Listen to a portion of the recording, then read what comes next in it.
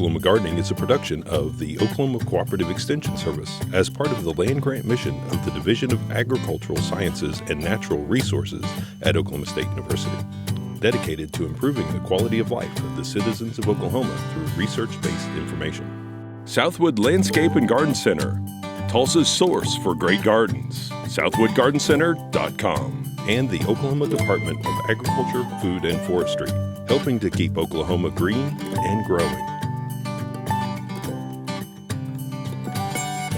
Welcome to Oklahoma Gardening. On today's program, we will be visiting the winners of our Oklahoma Gardening Viewers Garden Contest. In Perkins, Oklahoma, we visit Peggy Wolfe's Artist House on the Prairie. In Oklahoma City, we stroll through Bill Hawk's Tropical Paradise. And finally in Coweta, Teresa and Robert Dawkins bring a little bit of England to Oklahoma with their beautiful cottage garden.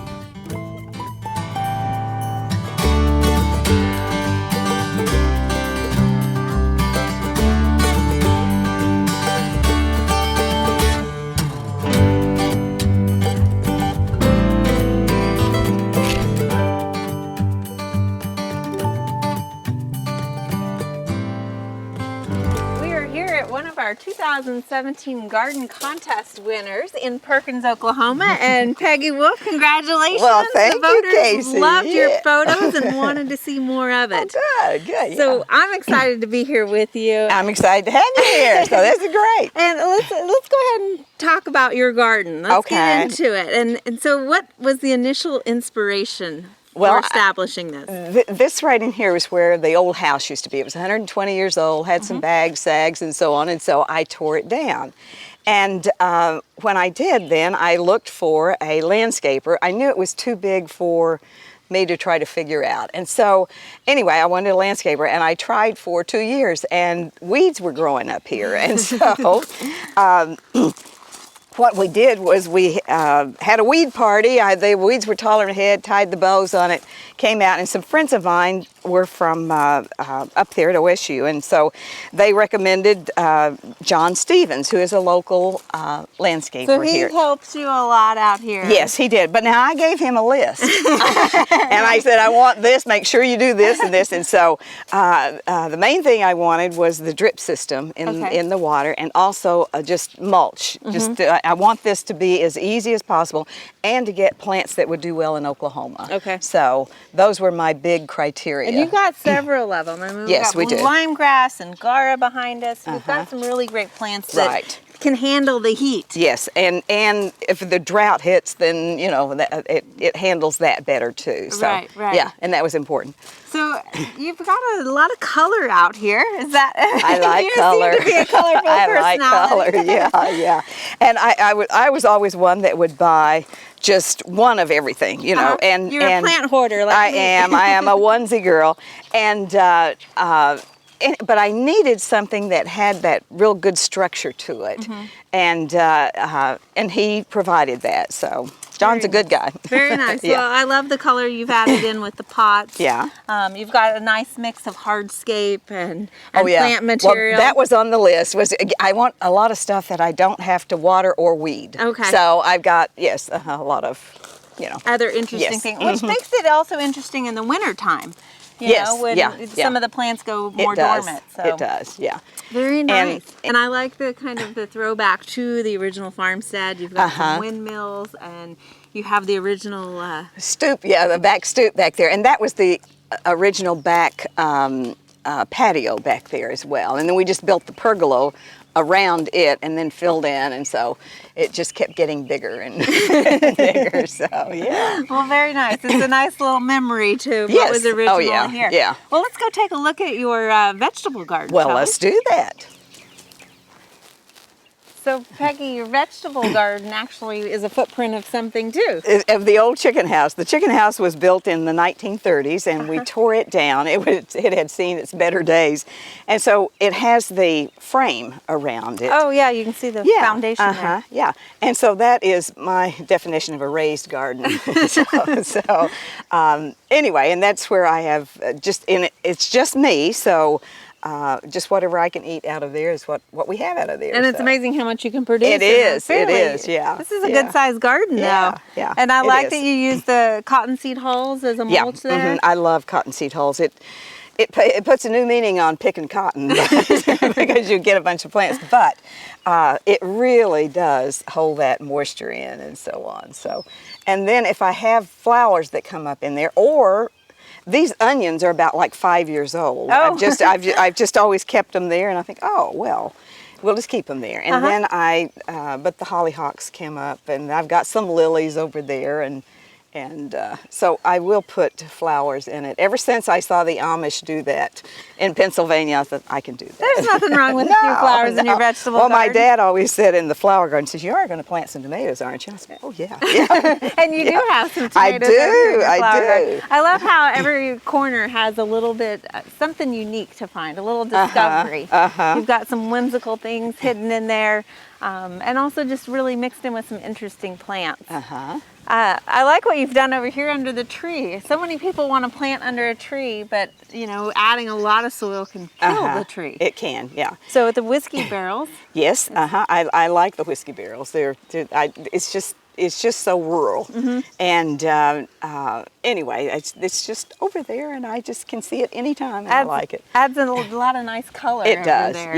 Yeah, it does. And then you've got more of a flower garden back here. And don't forget my, the desert willow. Yes, yeah. It's a showstopper, isn't it? Well, yeah, it wasn't before, but it got a little rain, and so then it decided to bloom. So yeah, it's good. So let's talk about this garden a little bit. I mean, you've got kind of a mix of things in here. I do. This is the hill. This is where the sheep the fence went through, and for I don't know how many years they had that, but the hill, it built up with that, and I've got grapes over there and squash, and yes, I did put some vegetables in there, didn't I? Yeah, but I put a lot of one things in here. There's kale. And I like how you use that trellis on its side to kind of help hold some of those plants Well, back John there. made that, and it has those little possum grapes on it, which we just love. So. Very nice. Yeah. Rattlesnake Master in there. It is. Some ice plant. We have ice plant. Yes. All right, well, let's go take a look at the fruit garden, shall we? Let's do that. You have an orchard over here. I do. Yeah. You have. Well, you know what? With all of the mulch and again the drip system, it's not that much work. And but I started out with the 2 larger peach trees and then the apricot tree.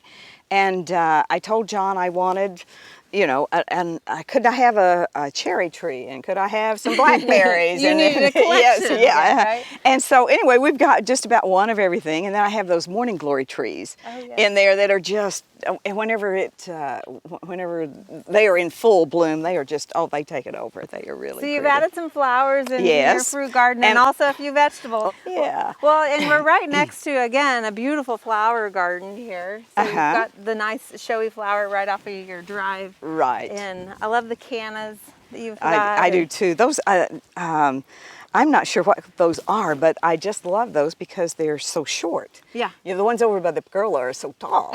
And so, but anyway, they're pretty. And that's the first thing you see when you pull up. And again, you love color. I can't help but notice your little succulent containers over there. Yeah. What are those? Those are the posts that went to the house, and they were too tall, and they'd cut those off, and I said, I'll just put some cactus in those, and it's those little Bailey cactus, and they. Oh, very nice. Yeah. So, And you have quite a few little cactuses around and stuff added in. Well, they don't take much water, so, they're usually pretty successful. And I like what you said about sparing no expense with water as far as using a good watering system and the mulch. Yeah, those more two. so than even plants. Really. Absolutely, get a smaller plant, get fewer plants. But have those 2 things, your life will just be easier, and it's prettier, and it's just better for the environment and all of that. And the plants will reward you for that. Oh, yes, too. they do, yeah. Well, Peggy, thank you so much for sharing well, this garden with I'm glad us. I'm glad you came to my garden. Okay, thank you. You're welcome.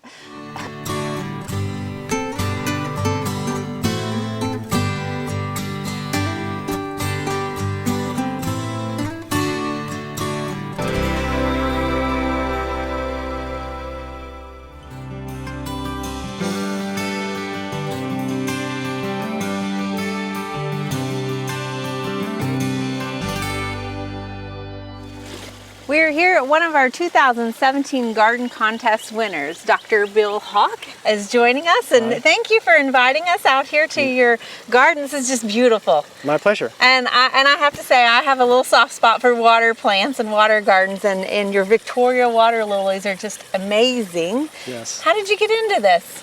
Well, I've loved water gardening since I was a kid and always had a fish pond. So when I moved out here and had the space, I made a big pond. And you need a big pond for those Victorias. That's right. And I love the Victorias. So you've got several tropical, I can tell, because of the rigid edges on the leaves. Yes. And they tend to hold their lilies up a little bit higher out of the water. Do you have some hardy ones as well? Yes, the yellow and that light pink and those other pink ones out there are hardy. And I have a purple over there, although it's not blooming. Okay, and what's nice about the lilies is just the pads also add a lot of color. Right. These tropicals, the variegated leaf is awesome. So you do like tropicals, not only, you have a lot of tropicals around the garden also. Right. I use a lot of alocasias and bananas. And then I love the chartreuse potato vines. Very nice. And I noticed you don't have koi or goldfish in your pond here. You use something else. Just tropical guppies. Which they're fun to watch. They look like, I was saying, they look like confetti in the water garden. They're just a little spark of color here and there. They do that, but I also put them in there to keep the mosquitoes down as well. So okay, it's a dual function. So they're serving a purpose, but yet they're pretty. They're not tearing up Right. your lilies like koi might and that sort of stuff. And behind us, you've got more garden, obviously. You've got, it looks like a lot of banana plants up there. Yes, those are winter hardy bananas called Basjo, B-A-S-J-O-O. So you don't have to do anything to them? Nope, then, they or? come back every year and just get bigger and bigger. That's why I love them. Very nice. Well, let's go take a look at some of the other areas of your garden. Okay. Well, as we make our way up here, it looks like you have a nice assortment of trees also. Yes, I have a few favorites. These golden ray lace bark elms. I love the color and the bark. I love the shape of the tree. And then the umbrella catalpa trees. Yeah, those are interesting. Tell me about those. These, it's a cultivar of a catalpa. These are all grafts onto a northern catalpa trunk. And that's the way the tree grows. I do cut them back a little bit every spring, but even if you didn't cut them back, that's the way they would look. You can find a lot of very old specimens in old parts of Oklahoma City. Rose Hill Cemetery has some beautiful old umbrella catalpas in it. And so why do you graft them, and do you graft them, I guess? Yeah, I do graft them. They're hard to find, so I've been grafting them myself. Okay. And is that just for a hardier rootstock to have? And No, that's the only way you can get them. oh, okay. These do not bloom, so you can't propagate them by seed. So they have to be grafts. And so I grow a northern catalpa trunk and then graft that plant on top of it. Very nice. And so how long does it take to get a specimen like this? Or how old is that? This tree is about, it would be bigger if I didn't trim it back, but it's probably about 6 years old. Wow. Well, you have several of them, and I love kind of the form that they add into your garden. It looks like you've got a lot more color and form over here too. Let's go take a look at that. Okay, yep. So Dr. Hawk, there's a lot of artistic design in your landscape here. I mean, I see a lot of form and color. Can you tell me a little bit about all of that? Well, I like to make things, I like contrasting colors and different textures. And so that's mostly what I've tried to accomplish, is just mixing different plants, different colors, different shapes, some perennials and some tropicals. And you bring a lot of these agaves in the winter I bring time? the agaves in, but the yucca rostrata are winter hardy, so they stay out. Okay. And of course all the alocasias stay out, or go in, I'm sorry. Yeah. And I love the color that you've added with the glass now. Some of this is your actual other hobby, right? Well, I do cast glass, yes. Very nice. Right, but none of this, just the one piece is mine. The rest of it I've purchased. Well, that's a beautiful piece over there, and Thank you. And we see a lot of the color because of that. And what's nice about that is it adds more interest into a garden, especially you can tell that it is your garden with some of your other hobbies added in. Thank you. Yes, I love it. I spend a lot of time out here. So, what is your favorite part of your garden out here? I don't know. That would be hard to say. I just enjoy it all. Every evening I go on a lawn walk with my dogs and See what's changed. see what's grown and changed, and if anything needs attention. Yeah. Yep. Well, gardens are always changing, and we're excited to be here and to showcase this one. And I love the color, the form, the texture you've added in this, and it's just a lovely garden. Thank you for sharing it with us. My pleasure. Thank you.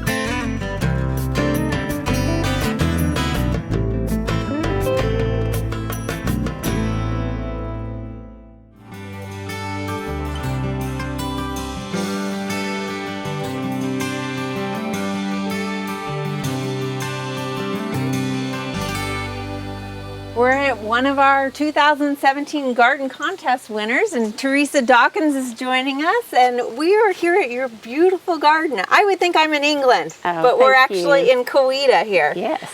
So can we go ahead and take a look and go inside and see what you have? So Teresa, your garden is just lovely. I mean, where do we even begin with all the color here? You have so much color. Well, it is pretty colorful. My favorite colors are blue and purple and white and pink. Ah, very nice. So you got a lot of those colors incorporated in here. So you have a lot of perennials, I'm seeing. I do, yes. Is that kind of your specialty, or? Well, it is. I like things that come back for the cost factor, for one thing. And it's always exciting to see them come back every year and what will come back. And then sometimes you think, that's not going to come up this year, but most things come back. So you also have quite the annuals with your pots and stuff like that. Yes. Now, you were telling me you actually raise your own pansies here. I did this year. So do you buy them in plugs, and what's that process? No, I ordered seed. Okay. And I love blue pansies, and I just tried to find every blue variety that I could find, and just to try them and kind of compare their longevity, because they don't like our heat. But I deadhead them almost daily, and they get watered every day, so very nice. They're babied. Well, they look beautiful, and I love how you've combined your containers with your garden. You've got some hardscape in here too. So what is this garden? I mean, it looks kind of like a cottage garden. Is that what it's called? Well, yes, we call it the cottage garden. Very we nice. do. And so do you have other gardens that you have named as well? Yes. What's the next one that we're going to see here? Well, the next one would be this, we call this the knot garden here. And it's just trimmed boxwoods, baby Jim boxwood, which I have come to really love. And that gets trimmed a couple times a year. So these will naturally stay a little bit smaller and more dense, so that's nice for you, but you still have to trim them. Yes, definitely. They do grow. Well, a lot of times we think we can't do this style of gardening here in Oklahoma, but you're proving us all wrong. You have to choose the plants that will make it in Oklahoma. Right. But sometimes I push the lines on that, because I really love foxgloves, and I can manage to grow foxgloves, and you just have to figure it out to get the right timing, but I do enjoy those. Well, we all know Oklahoma has its little microclimates. Yes, it does. And differences. Now, this is a fairly new garden that we're coming into back here, right? Right. How long has it been in? This is its second summer. Okay. We put the pool in during the winter, couple of years ago, and then immediately following that we put this in. And I had planned it on graph paper during the winter, anticipating it, and of course it's evolved even since then. Originally we just had mulch in it, but this year we added the pea gravel, which we really like because it doesn't wash. Yeah, yeah. Because you're on a little bit of a slope here, Yes. and so It can cause you problems. very nice. Well, I like the figurines that you've added in. Again, kind of playing up that English style Yeah. a little bit. Yes. So you designed this. I mean, have you designed all of this, or has it just kind of been a work in progress? Well, a lot of it was just a work in progress. It just sort of evolved over time, and has, you know, it just takes on a life of its own, sort of. I mean, you know, one bed calls for another sometimes, and yeah, it just evolved. Well, I like how even beyond the pool over there, you have grandkids. Yes. And so even though this seems like a very kind of formal parterre garden, you've got your place for the kids to play, and also Yes. a shade garden over there. Yes. Yeah, we have a new shade garden because when we moved here, this was just pasture. And so we had to plant all the trees that you see. And now that has become a shade garden over time. And you've tried to get some eclectic trees also, not Yes. just your typical oaks, but you've got Yeah. some other Yeah. different things. We have some water oaks, willow oaks, and we even have a live oak over there. Very nice, very nice. Well, it's beautiful here, and we got to look at your vegetable garden before we Okay, get out of here. sure. Let's go take a Yeah, look at that. Okay. Joining us next, we are here with a self-proclaimed undergardener. So Robert, the husband of Teresa. right. So you do a lot of work out here in the garden as well, right? I do. This is primarily my garden that I work in a lot. In the vegetable In the garden. vegetable garden, as opposed to the flowers or more Teresa's. Very nice. Well, it looks like the marriage has joined nicely together here, as you've got zinnias and you've got your lovely vegetables as well. Your squash look great. You don't have any squash bugs yet. Well, actually, we did have some squash bugs yesterday, Oh, okay. but we pulled those out because they had gone past, and so we get rid of those, and we have succession planting, so we have some coming on fresh all the time, so we have a new crop coming on Very as the nice. old crop's going away. So you just go ahead and give away that other plant. Yes. So we've got some lovely tomatoes down there. Yes. You've got quite a harvest that you have. Yes. Can you tell me when you planted those? Planted those March the 15th. Okay. And which is really a month earlier than normal, but I had grown the seed in the greenhouse and we had the plants, and the worst thing that would happen is they would get frozen and I'd start all over, and so we got a full month jump on the season this year just because it didn't frost. We had a nice warm early spring. Early Yeah. spring, yes. So you didn't have to do anything to protect them, or? No, well, actually, I put some protection around them, some plastic wall of water TPs and some plastic, and then some I just left open, and I could not tell any difference. Oh, in the very three. nice. Did my own little trial and no changes. So you had your backup plan in I case had a we did backup have a plan freeze. just in case. Yes. Well, and I love how you've used the livestock panels Yeah. to kind of trellis some of your stuff. Yeah, and it makes a nice place for the birds and the things to get in and Yeah. enjoy that. So we've got some strawberries and some peas here, and can you tell me kind of how you've decided your layout on your garden? Well, we just laid it out to fit the space initially, Okay. and then wanted to have walkways where we could go through and walk and tend the garden. So generally the beds are about what you can reach over without having to walk in and compact the soil. This bed here had strawberries until just a few weeks ago, and we tilled them up and replanted and moved them over, so we have some crop rotation, and I think the soil had been kind of expended here, and so we now put peas and okra back in its place. Oh, very nice. We added compost to Okay. both these beds too. To kind of get it Yes, going a this- little this bit. soil is pretty dense, and so we added the compost to, you know, loosen it up and give it a little more nutrition. So now which one of you are the cook that gets to use all of these produce? Primarily Teresa is the cook. And Very- the canner. So you do canning as I well? do a little canning, You've yes. got quite a few over there that I you're going to have know. to get after. I've already canned these beans Oh, very. earlier. Very good. And I love how you've used the bamboo poles also to kind of create those TP trellises Right. and stuff. Yeah.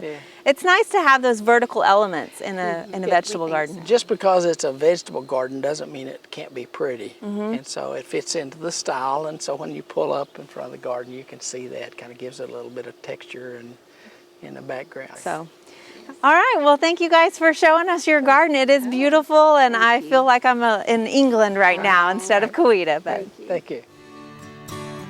We want to thank everyone who entered our Viewers Garden Contest this year.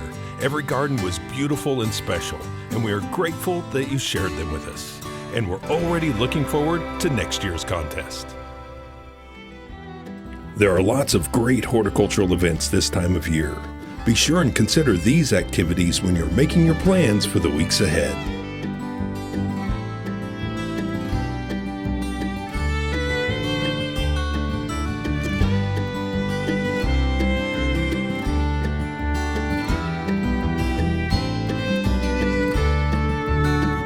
Next week on Oklahoma Gardening, participants in OSU's Camp Turf program will be showing us how to build simple trellises.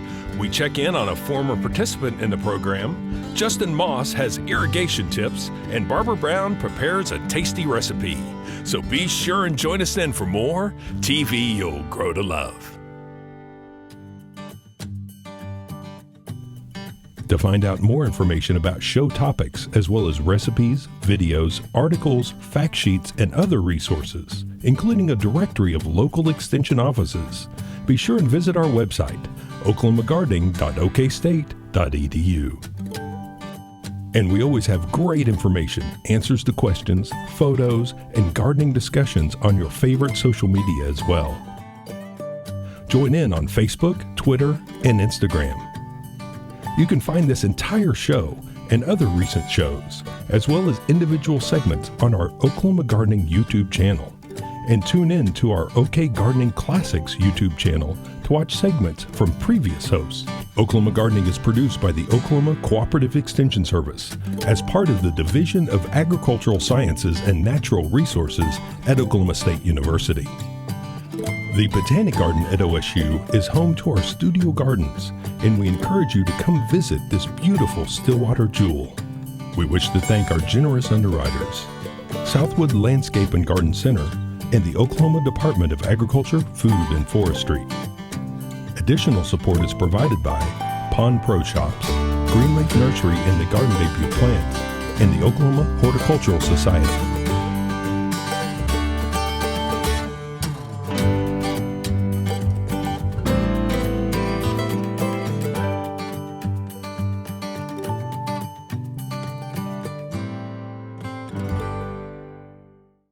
We hope you enjoyed this video. It's part of our Oklahoma Gardening YouTube channel. You can also find even more videos on our OK Gardening Classics YouTube channel. And join us on social media for great gardening tips, photos, and discussion.